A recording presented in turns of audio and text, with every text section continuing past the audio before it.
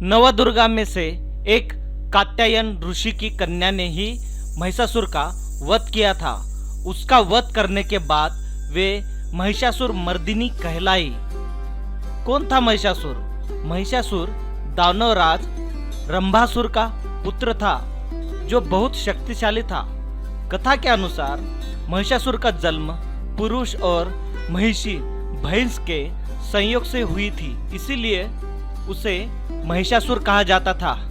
वह अपनी इच्छा के अनुसार भैंसे व इंसान का रूप धारण कर सकता था। उसने अमर होने की इच्छा से ब्रह्मा को प्रसन्न करने के लिए बड़ी कठिन तपस्या की। ब्रह्मा जी उसके तप से प्रसन्न हुए। उन्होंने उसे आशीर्वाद दिया और इच्छानुसार वर मांगने को कहा। महिषासुर ने उनसे अमर होने का वर मांगा।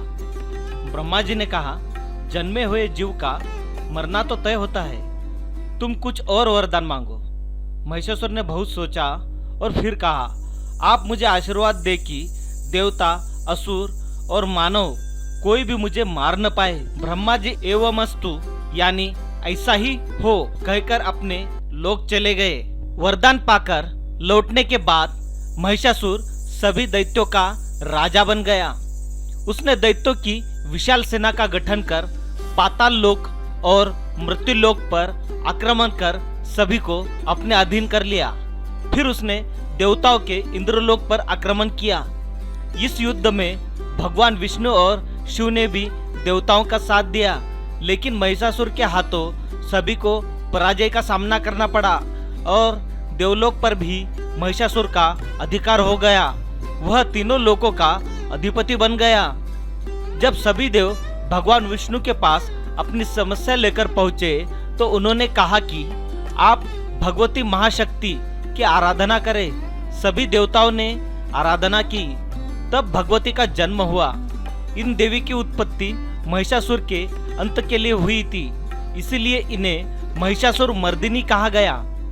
समस्त देवताओं के तेज से प्रकट हुई देवी को देखकर पीड़ित देवताओं की प्रसन्नता का ठिकाना नहीं रहा। भगवान शिव ने देवी को त्रिशूल भी दिया। भगवान विष्णु ने देवी को चक्र प्रदान किया।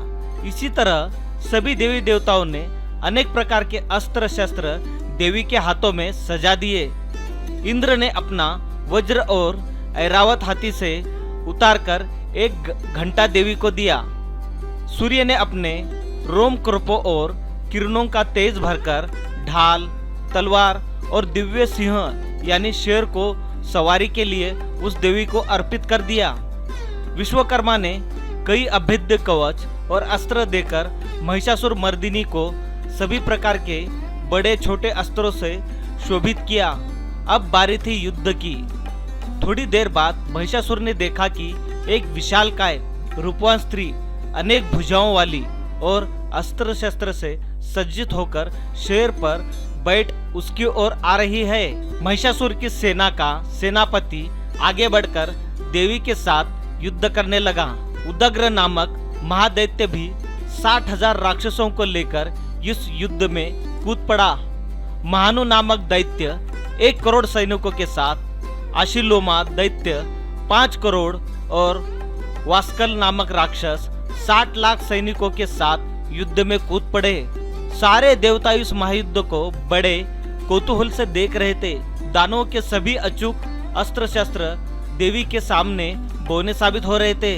रणचंडिका देवी ने तलवार से सैकड़ों असुरों को एक ही झटके में मौत के घाट उतार दिया और असुरों की पूरी सेना के साथ ही महिषासुर का भी वध कर दिया।